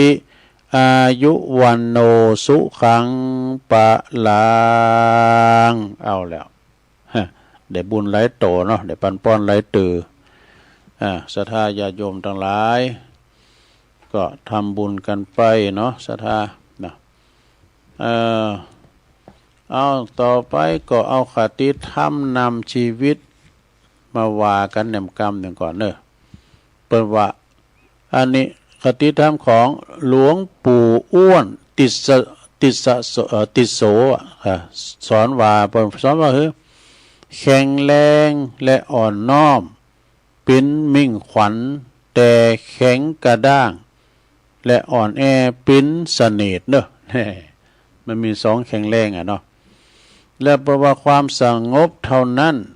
เป็นความชนะทั้งหมดทั้งโลกนะเป็นชนะหมดทั้งโลกเลยนะความสงบนะสยบความเคลื่อนไหวเนาะเมื่อยังบ่สงบก็ยังบ่ชนะเธอผู้มุ่งจะชนะความสงบก็ควรหาความสงบให้ได้อันนี้ข้อแรกนะ ต่อไปเป็นว่าความอยากแสนอยากเนี่ยความยากแสนยากนี่แปลว่าอย่างความอยากแสนอยากยอมอยู่ในอำนาจของความสำเร็จเด้อมันอยากแสนอยากไปก็ทำสำเร็จมาแล้วเนาะโอ้เปิ้นเห็นก็นี่เห็นแต่เห็นว่าเห็นปริญญาตรีก็ว่าอยากแล้วเห็นปริญญาโทก็ซ้ำอยากมาแถมปดโตเห็นปริญญาเอกเป็นด็อกเตอร์ซ้ำอยากแต่เปิ้นสำเร็จมาแล้วเนี่ยเหมือนดังภูเขาแสนที่จะสูงเนาะก็ยอมอยู่ต่ำกว่าฟ้าอยู่ดีอ่ะนะเนาะสูงเทียมฟ้าต่ำกว่าหญ้านิดเดียวของตีเพราะว่าของผู้ที่ขึ้นไปเหยียบบนยอดเขานั้นได้ฉะนั้นนี่เนี่ยเขาเอเวอเรสต์กาที่สูงที่สุดอ่ะเพิ่นยังเตี้ยวขึ้นไปได้นะนักปีนเขาเนี่ยเรื่องที่จิตใจนะเรื่องที่จิตคิดจิตเฮาคิดไปนะจิตเฮาคิดตีกายทำที่ปากพูดก็จะดีเลิศต้องอาศัยมีมั่นคงต้องอาศัยมีมั่นคงมีสัจจะมีอดทนมีกล้าหาญมีตระหนักในเหตุผลหู้จักเลิกต่างเลิกโอกาสฉลาดเชี่ยวชาญวิจารณ์หันการไกลจึงเป็นวิสัยทัศน์ของบัณฑิตพิชิตมารวิสัยของบัณฑิตพิชิตมารเนอะแอมกำหนึ่งเปิงกับว่ากองตีดังนะกองเสียงดังไก่นี่นะกองตีและเสียงดังไก่กองตีคุณบาตีนั่นแต่ดังเองเนี่ยกองที่มันเปิ้นตีมันดังเองเนี่ยแปลว่าอย่างเรียกว่ากองจันไรวะกองจันไรคนตีบอกสอบนะสอบยกยองตนเองเนี่ยนะสอบยกยองตนเองแต่บ่มีผลงานความดีเหมือนกองดังที่บ่มีคุณตีฉะนั้นของบ่ดังที่คุณตีมันดังเนี่ยเนาะแล้วกามอู่นนักนะคนพูดมากคุณอู่นนักเนี่ยนะบัดสำเร็จปากของตนยอมเป็นผลร้ายก่อกรรมทำเข็นก่อเว้นใส่ตนเองคุณอู่น้อยถอยสำรวมระวังตนยอมปลอดภัยเนี่ยคุณอู่น้อยแล้วก็ถอยสำรวมระวังตนยอมปลอดภัยทำอันยังก็บ่ผิดพลาดเนอะทำน้อยได้ผลหนักก็ควรได้รับความนับถือจากคนทางทั่วไปนะเป็นคนดีเนาะแล้วอัมกัมข้อสุดท้ายคนโง่หาดีจนตายไม่พบนะเพราะว่าคนโง่เนี่ยหาดีจนตายเดิมพบมัวโยนดีไปข้างหน้าตามไม่ทันสักทีส่วนว่าคนฉลาดนี่บัดต้องหาดีอยู่ที่ไหนก็ทำแต่ดีก็พบแต่ดีบ่อดบ่อยากมีแต่ดีเต็มตัวนี่ข้อคิดดีๆของหลวงปู่อ้วนติดโสเนอะเปิ้นได้มีคติธรรมมาได้เอา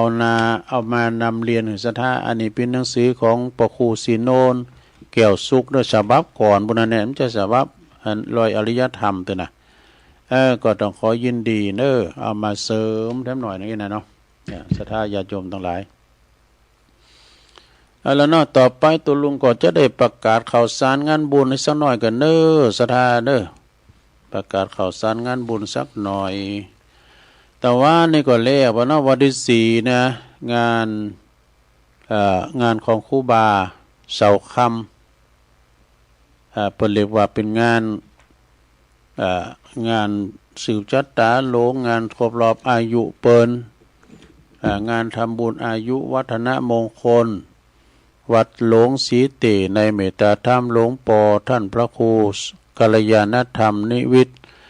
หรือว่าครูบาเจ้าเสาคำก็สืบจัตตาสำเร็จเสร็จสิ้นไปเมื่อแต่ว่าแล้วเนาะ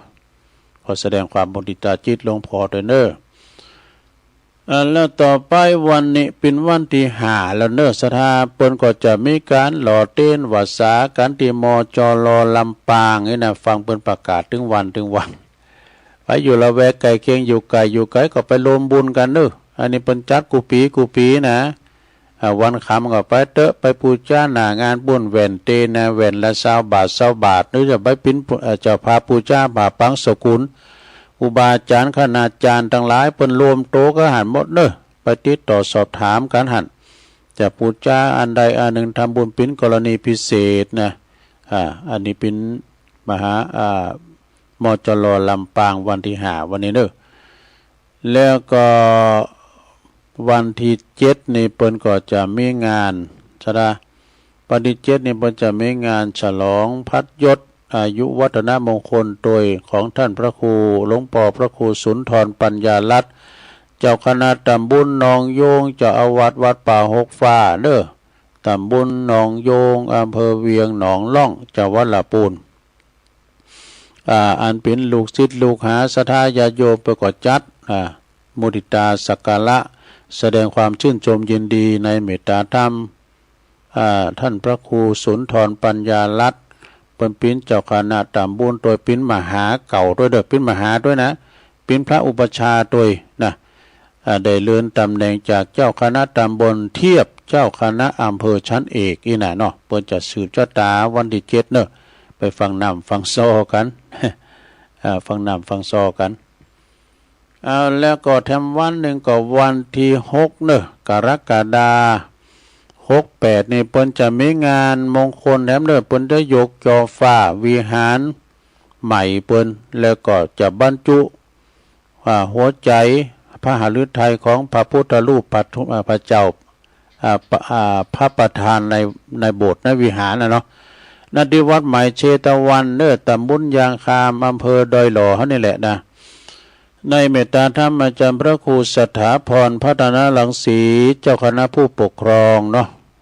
แล้วก็ครูบาวังครูบาวังในเปิ้นอายุก็ปุ่นก็หาพระมานว่า90ปุ่นละก็หาเนาะเปิ้นก็เป็นเจ้าอาวาสวัดใหม่เชตวันแล้วบ่เท่าแต่นั้นก็มีท่านพระอาจารย์โอตุลุงโอตุปิโอยี่เฉียงนี่เปิ้นก็ปิ้นผูติอุปถากพอก้อยดูแลครูบาเปิ้นก็น้อมนำเอาภัตตาหารเพนกาอีนะเปิ้นก็ทำเล่งดูนะอุปถากครูบาตัวแล้วเปิ้นจะยกจอฟ้าวันที่6เนี่ยสถานเนี่ยวันที่6นี่ก็ขอเชิญเด้อพี่น้องศรัทธาละแวกไก่เคียงพี่น้องไตก็ดีเปิ้นจะยกจอฟ้า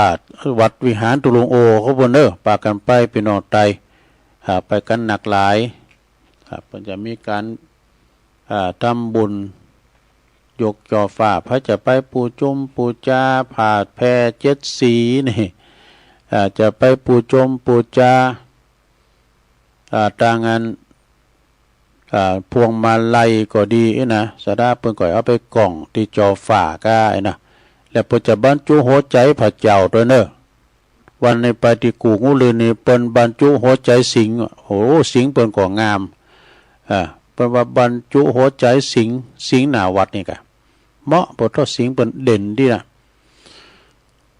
แล้วก็นี่เปิ้นบรรจุหัวใจพระเจ้าเนอะที่วัดใหม่เชตวันนี่ไผมีอันของดีกานะแก้วแหวนแสนสิงจะไปบรรจุด้วยก็ได้เนาะหรือว่าจะไปปูจาแผ่นตองเขียนชื่อนามสกุลวันเดือนปีเกิดไปบรรจุด้วยเปิ้นก็ได้นี่ที่วัดใหม่เชตวันเนาะอันนี้ทำงานหนึ่งก็วันที่เก่าวันเนอะสดาเนอะวันที่เก่าวันนะคือวัดเหล่าปุ้งเสอตำบลวังผางอำเภอเวียงหนองล่องนี่นะในเมตตาธรรมอาจารย์พระครูปราโมทย์พระนาใสเจ้าอาวาสวันเหล่าปุ้งเสอตำบลวังผางอำเภอเวียงหนองล่องเปิ้นได้รับพระราชทานเตียนพรรษาจากทูลกระหม่อมหญิงอุบลรัตนราชกัญญาสิริวัฒนาปนาวดีเนอะอันนี้เปิ้นได้เตียนพระราชทานก่อนนะวันที่5วันนี้แหละเปิ้นเดินทางแล้วกันเนี่ยนะเปิ้นจะไปปุ้นเปิ้นจะไปหลับเอาเตียนตีมนณมณฑลพิธีหน้าองค์พระหลวงพ่อใหญ่วัดอินทรวิหารพระอารามหลวงเขตบางขุนพรหม แขวงกันเนาะแขวงเขตบางขุนพรหมแล้วก็เขตพระนครกรุงเทพฯนะเดี๋ยวนี้เดินทางว่าเพิ่นเป็นรับวันที่5วันนี้นะวันที่5วันนี้เสาร์5เด้อดังนั้นวัดเหล่าพุ่งเสือเนี่ยตำบลวังผางอำเภอเวียงหนองหลองนี่เปิ้นก็จะมีการพร้อมด้วยคณะศรัทธาประชาชนประจัดตั้งขบวนแห่เต้นล่ะแห่เต้นพรรษาพระราชทานจากทูลกระหม่อมหญิงอุบลรัตน์นี่นะพิธีแห่เต้นพรรษาพระราชทานก็จะมีขึ้นในวันที่เก่าวันหอพอดีกะวันที่เก่ากรกฎาคมเนอะเวลา9 โมงเนอะที่วัดเหล่าพุ่งเสือนะตำบลวังผางอำเภอเวียงหนองล่องจังหวัดลำพูนเนี่ยฉะนั้นก็ขอเชิญชวนศรัทธาไปรวมงานบุญพระราชทานแห่เต้นพรรษาเนอะที่วัดมงคลวัดเหล่าพุ่งเสือจะไปวัดมงคลวรารามหมดเนี่ยไปกินแป้ตาลไปแห่เต้นภาษากันเนอะศรัทธาญาติโยมทั้งหลายข่าวสารงานบุญก็มีแฮมอยู่อันนี้อลึงตาลเต้นเนี่ยเนาะคณะคืนสีขาวเฮาเนาะโดยเมตตาธรรมอาจารย์ท่านพระครูอภิวัฒนวิกรมประธานคืนสีขาวเพื่อชาวประชาเปิ้นก็บอกมาเนาะเปิ้นก็บอกมาว่าจะไปตานเตดกันหลายตีอยู่เดี๋ยวอันนี้ก่อนเนาะขอคิดก่อนเนาะอันนี้เปิ้นว่าเฮามีอันหยังมาโอดกันหรือยังนี่1 ปีถึง10 ปีเนี่ยเฮาโอดกันเรื่องหยังโอดกันเรื่องของลิ้นของล้อของหลอของลิ้นในละอ่อนด้วยลิ้นบ่ลกกกกักลิ้นกกแล้วเพราะว่าลิ้นละโกกด้วยนะปิ้นปอกะแม่คล้ายลิ้นละโกกก่อนนะลิ้นละโกกกันเนาะลิ้นรอเล่นของลิ้นกันแล้วเวลาเฮา11 ปีถึง20 ปีเนี่ยโอดกันหยังโอดเรื่องการหำการเฮนการหักเด้อนี่นะจะเป็นวัยรุ่นวัยคะนองละ11 ปีถึง20 ปีนี่โอดการเฮนการเล่าเล่นแล้วก็การหลักการรักแล้วก็เวลาว่าเฮาอายุ21 ปีถึง30 ปีเฮาโอดกันเรื่องสังเรื่องการทำงานเรื่องการงานการเงินเด้อนี่ตอนนี้วัยทำงานแล้วดอกวัยทำงานแล้วก็เวลาว่าเฮาอายุ31 ปีถึง40 ปีแล้วโอดกันเรื่องหยังโอดกันเรื่องครอบครัวครอบครองนี่ครอบครัวอบอุ่นกันเนาะแล้วก็เวลาเฮา41 ปีถึง50 ปีโอดกันเรื่องสังเรื่องความสำเร็จตีกินตีเที่ยวนี่เรื่องสำเร็จนะเรื่องตีกินตีเที่ยว51 ปีถึง60 ปีเฮาโอดกันเรื่องหยังโอดกันถึงเรื่องลูกเรื่องหลานบริหารกำไรชีวิตนี่แหละบริวารกำไรชีวิตมออีนะ60 ปีอย่างนี้นะ61 ปีถึง70 ปีแล้วโอดกันเรื่องหยังเรื่องสุขภาพเรื่องเก่าเล่าความหลังนี่อันนี้นะ70 ปีเนี่ยเป็นสวแล้วหลังจากเพราะว่าเฮาต่างหลายต่างโอดกันที่เฮาประสบความสำเร็จในชีวิตของตนเองแต่น้อยข้างน้อยคุณนักที่เฮาจะโอดกันเรื่องความพร้อมที่เฮาจะจากโลกนี้แล้วหรือยังนี่เฮาพร้อมแล้วเหรอเฮาเกมสะเบงเข้าหอเข้าหอแล้วนะปาทะยังเฮาเกมแล้วไผอันเกมพร้อมพองนะเพราะว่ามันบ่แน่ซะท่าเนี่ยเฮาก็อย่างลุงป่าเนี่ยเนาะเตี้ยวดุ่มซะท่าก็มาสูงตุลุงขึ้นลองเปิ้นขับรถอาจารย์พระครูอภิวัฒนวิกรมดูเนี่ยเผื่อหัวกิมก้าวเนี่ยเปิ้นบอกมาว่าลุงป่าเสียแล้วเนอะน่ะตกใจขนาดแหละปีนั้นนี่จังแต่ตุลุงเจ้าเปิดเพลงหยังเปิดเพลงรักกันวันนี้ดีกว่าเผื่อว่าพรุ่งนี้มีอันเป็นไปเนี่ยมันอันนี้จังเนาะเฮาได้ทำทุกสิ่งทุกอย่างแล้วหรือยังได้เกิดมาแล้วเปิดความดีคือโลกจำหรือยังเนี่ยเพียรเพราะว่าได้เพียรทำกุศลให้ติดโตไปในภพหน้าเพียงพอหรือยังเนี่ยโดยหาเพราะว่าโดยพรุ่งนี้เขาอาจจะตายไปก็จะบาดเสียได้เวลากะบาดเสียได้ตีได้เกิดมาได้สร้างคุณงามความดีรวมสร้างบารมีกับเพิ่นมนุษย์สร้างคุณค่าของตนเอง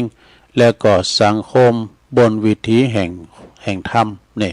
เจริญธรรมทุกท่านนี่อันนี้คติธรรมจากอาจารย์พระครูอภิวัฒนวิกรมเนอะ เปิ้นเขียนห่อยมาเนี่ยตุลุงตกใจบดเนี่ยนะเสลุงป่าเสียชีวิตไปแล้วเนอะเปิ้นจะเผาวันจันทร์นะตุลุงเป็นการ์ตูนให้ไปเลยเสียใจนะเนี่ยเป็นอนิจจังเนอะศรัทธาญาติโยมบัจจิลังอย่างยืนชีวิตคนเราแขวนอยู่เส้นได้จะตายวันตายพรุ่งไม่รู้นะฉะนั้นคือหักกันไว้เนอะหักกันแป้งกันรักกันไว้เถิดแล้วเกิดร่วมกันคือหักกันแป้งกันเนอะต่อไปก็จะได้ประกาศข่าวสารงานบุญเนอะศรัทธาญาติโยมทั้งหลายประกาศข่าวสารงานบุญอันนี้ปดจะมาตานเตนเก่าวัดด้วยเนี่ยเชิญร่วมทำบุญถวายเทียนพรรษาพระอาบน้ำฝน9วัดประจำปี68เส้นทางประวัติเส้นทางหางดงสันป่าตองแม่วางดงดอยหล่อและจอมทองด้วยวันที่6วันที่6ไปจะตานเตนเวลา7 โมงเนี่ยลดคืนละไปเก่าวัดนะนี่ว่าวัดพระพุทธวัดพระบาททุ่งอ้อนะ1 2วัดกู่คำ3วัดกิ่วแลหลง4วัดกิ่วแลน้อย5วัดน้ำบ่อหลวง6วัดพระธาตุวัดโขงขาว7วัดเหล่ามนทาทิพย์เนี่ย8วัดปักทางเจริญ9วัดพระธาตุสีจอมทอง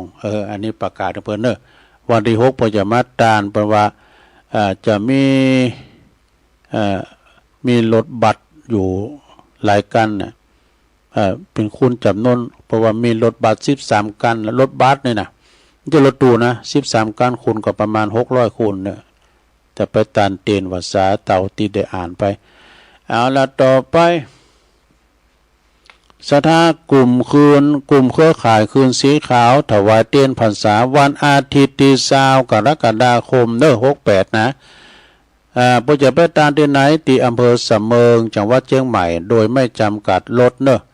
ก็เต้นที่เฮาจะไปตานเก่าหลิมนี่ก็เฮาไปหลอกันว่านั้นน่ะหลอเต้นว่าสากันปุ้นที่วัดแม่ห้องไคโอ้คุณนักแต่นักว่าไปหลอกันมาสำเร็จแล้วก็จะไปตานกันในวันที่อาทิตย์ที่20หลังจากเข้าพรรษาแล้วเนาะก็จะไปตานที่อำเภอสำเมิงจังหวัดเชียงใหม่เกมโตกันเนอะพระจะไปเจ้าไปขวายพระจะไปก็เกมรถเกมนั้นกันไหว้บนจำกัดรถนะไปกี่กันก็ได้แต่อันนี้จำกัดเพียง30รถตู้เนอะที่เพิ่นจะไปตานเตนกันปุ้นเมืองการนะเริ่มตั้งแต่วันที่13 14 15สิงหาคม68นะถวายเตนที่เมืองกาญจนบุรีเพิ่นจำกัดรถตู้อยู่30กันต่างเพราะว่ารถตู้มันติมหมดละอันนั้นก็ศรัทธาก็เกมเกมโตกันไปตานเตนด้วยกันในวันที่13ก่อนวันแม่หลังวันแม่1วันเนาะ13 14 15อันนี้ก็เอารถตู้กันไปพี่น้องศรัทธาพระจะไปก็เกมอันนี้เอาใจนะคุณที่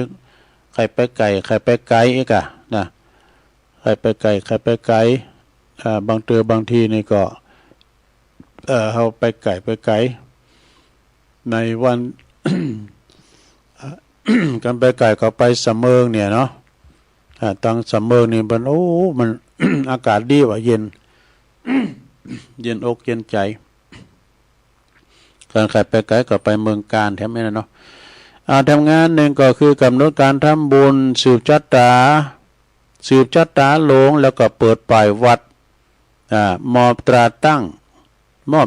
งวัดแล้วก็ตราตั้งเจ้าอาวาสวัดเหล่ามนทาทิพย์ตำบลดอยหล่ออำเภอดอยหล่อจังหวัดเชียงใหม่เนอะ4 5 6 กรกฎาคมเนอะโดยเริ่มตั้งแต่ว่าละ4 กรกฎาคมนี่แล้วพี่น้องศรัทธาเปิดมากันจำนวนมากหลายเนอะหลาย10กัน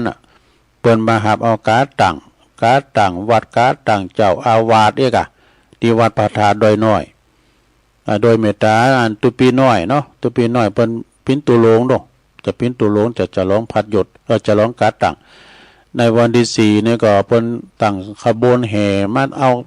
การตั้งไปกันปุตโตไปสู่วัดเหล่ามนทาทิพย์พินจำนวนมากหลายเนาะ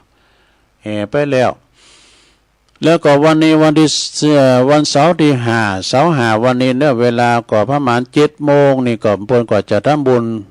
ถวายทานกุฏิสงฆ์เด้อแล้วก็ถวายภัตตาหารเจ้าแด่พระสงฆ์สามเณรเวลา7:00 นนะศรัทธาก็ปากันไปเวลา9:30 นวันนี้นะพระสงฆ์ทั้งนั้นแล้วก็ญาติโยมพร้อมกันตีศาลาบุญพิธี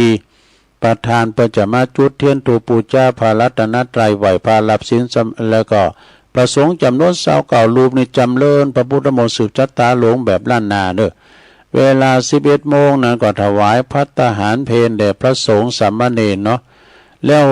อันนี้ก็คือหมายความว่าจบไปวันเสาร์วันนี้นะก็พระจะเอาโฮงตาลไปเปิดกา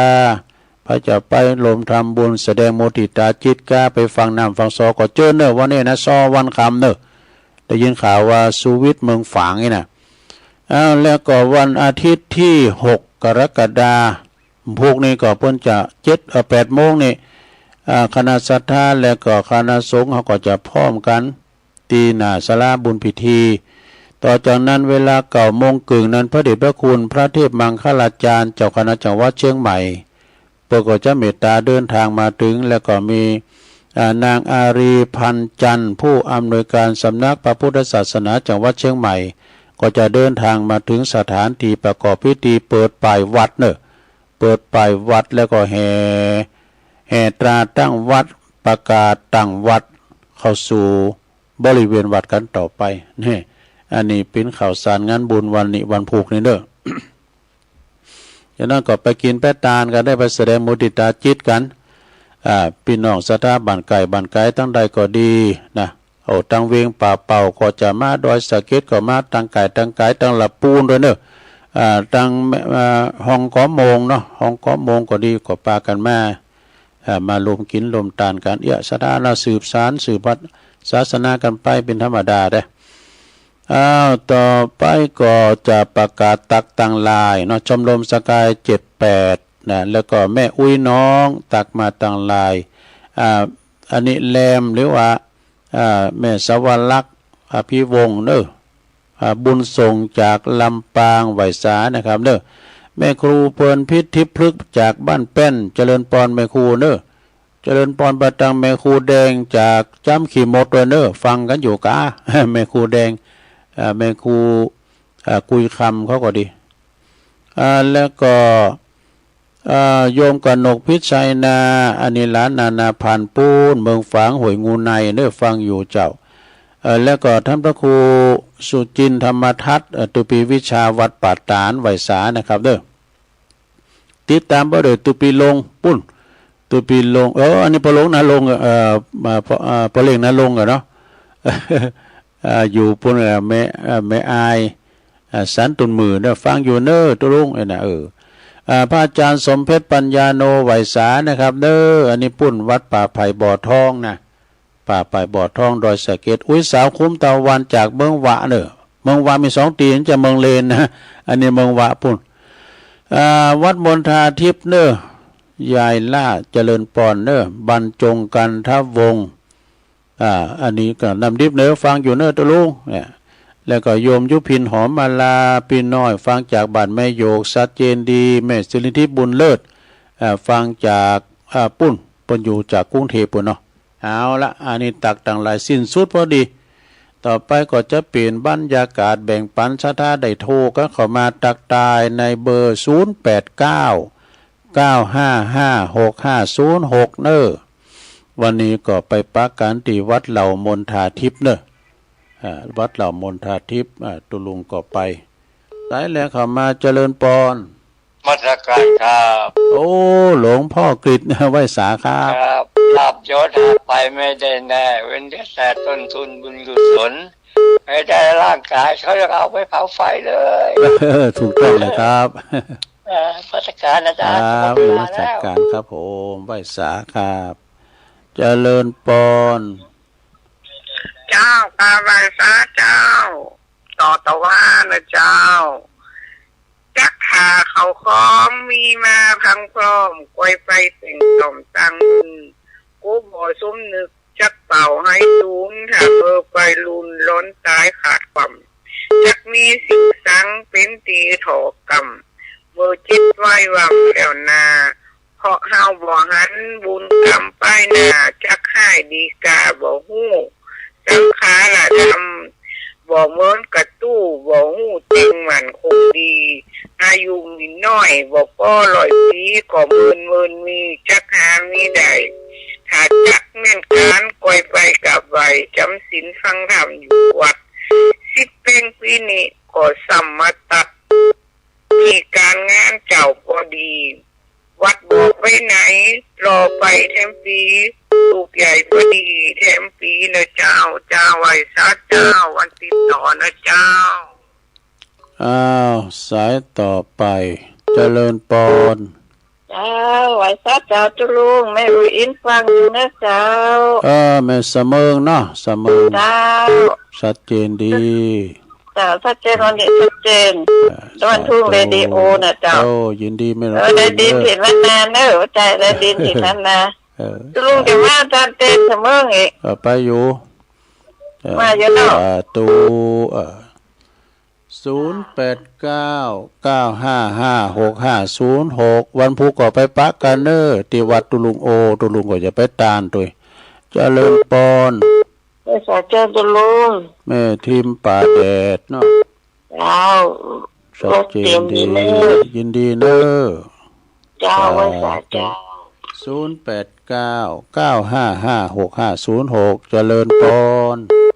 สาครับตุลุงโอ้ปนนั้นประเสริฐมาแล้วพี่ถามเราฟังอยู่นะครับตั้งแต่3 โมงนะครับมีโค้ดครับในยังชัดเจนเนาะชัดเจนเลยเนาะยินดีเนอะผลกระบวนตกวันนี้ยังดีแค่เนาะยินดีปนานเนอะ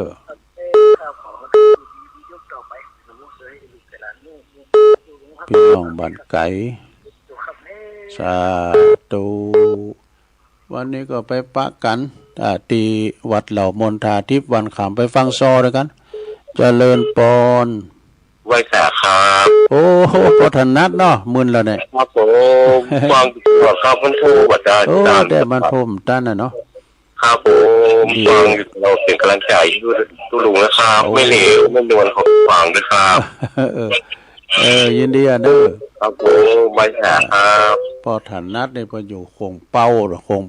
หมู่4นะโทษทางโขงเป้าฟังกันหลายเจริญปนใบสาสุลุโอ้ป่อบุญตันป่าไร่60ผู้ใหญ่งานก็นั่งก็ได้ไปดูเพิ่นเนอะนั่นก็มันฟังเป็นตะกะกะการงานก็หลายขอบคุณป่อบุญตันนางๆเด้อผู้หลังใหญ่ท่านเด้อไปตังป่อน้อยบุญปันเขารอฟังกันอยู่โอ้เด้อป่อน้อยบุญปันก็ดีปอมองเขาบอกทางเมืองฝางหรือว่าทางปอสายยันบนนั้นสายยันทางสัลปีเจริญปอนเก่ากับนมัสการโอ้สายบุญมาแล้ววันนี้ตักกันวันเสาร์เขาเป็นคนเกิดวันเสาร์เหมือนกันเนาะเกิดวันเสาร์เนาะแต่กันมานิดสันนันในวันเสาร์ถามว่าโลสมันทึ่งๆอย่างเสารอถาวรนั่นมั่นคงแข็งแรงแข็งแห่งนี้เนาะทักทายกันด้วยความรักและคิดถึงในความของโลกแค่นี้ก็ดีแล้วเนาะไม่นั่นเอาละผมสวดมนต์แล้วเนอะวันนี้ไปไหนกันวันนี้ไปไหนครับหลังเขาสาวงทหารจะไปที่ว่าจะไปถึงเมืองนี่นะไปกันมาไปกันเพื่อนบ้านพ่อน่ะที่เอาไว้ผมบุกทุกมาละพ่ออดุลที่สาวน่ะพอดุลมันอยู่พี่ลูกมันอยู่ต้องไฟด้วยแดนไปกันน่ะก็จะไปที่ก็มากับมึงเลยกันไปเป็นยังสูงกว่าใดเนาะย้อนกับเดือนอาจารย์สงเพชรนะครับด้วยกันวันที่สาวเลยนะถ้ามีอย่างคัดขวางเลยผมมีวัสักก็เป็นบุญผมที่ได้ไปทั้งนั้นนะเนาะครับขอบคุณครับไหว้สาครับหลวงพ่อมานิดไหว้สานะครับเนาะเจริญปนไหว้สาเจ้าตุลุงฟังอยู่เจ้าอันนี้แม่สวรรค์เจ้าเดียเนอจ้าไหว้สาเจ้าตุลุงแม่ตาลบปูนอันนี้เป็นอยู่อันไส้ปากการเนาะ เจ้าตุลุง แม่เพนเนาะชัดเจนดีเนาะ ชัดเจนเจ้า ดี แต่งไฟด้วย แล้ เนาะ ว แต่งไฟสว่างตาแต่งสมาสว่างสายสว่างสายและแต่งไฟสว่างใจและแต่งคำเจ้าฟังชัดเจนด้วยภาษา สา ตุลุงเด้อ ธุน้ำสายเราจะเลินปอน ภาษาเจ้าตุลุง อยู่ตั้งได้ แม่สังวานบ้านสันนานล้อมแม่อายเจ้า โอ้แม่อายบนได้ เจ้าอันก็สันนานล้อมเป็นแต่ก่อนมันเป็นสันห้างเนาะมาตุลุงเป็นสันห้างเดี๋ยวนี้เป็นแยกหมู่บ้านเป็นสันนานล้อม โอ้ เมื่อเริ่มได้โทรมาตุลุง เดี๋ยวฟังกันไปเด้อ เจ้าฟังตลอดเจ้า พี่น้องตั้งแม่อายสาธุเด้อจบเวลาตุลุงพอดีสุมาที่เปิ้นโทรมาไม่ได้หับสายแล้วเด้อมันจะล่ำเวลาเปิ้นเนาะนำรายการจากราชสตาไปก่อนมาแรงบึดฟังกันแน่นะ6 โมงถึง 2 ทุ่มโจดีมีใจเหมือนกันจุโกนจุตานเนอจัตตาโลธรรมาวัตันติอายุวันโนสุขังปะลัง